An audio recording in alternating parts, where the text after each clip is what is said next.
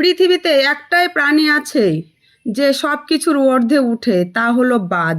যে ঝড়ের উপরে উড়ে যায়, ভয়কে পেছনে ফেলে যায়।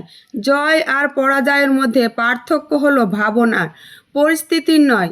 যদি চিন্তা সংকীর্ণ হয়, সমস্যাও বড় মনে হয়। যদি চিন্তা উঁচু হয়, তবে সেই একই সমস্যা ক্ষুদ্র হয়ে যায়। পৃথিবীর মানুষের সঙ্গে কথা বলার জন্য ফোন লাগে, আর ভগবানের সঙ্গে কথা বলার জন্য লাগে নীরবতা।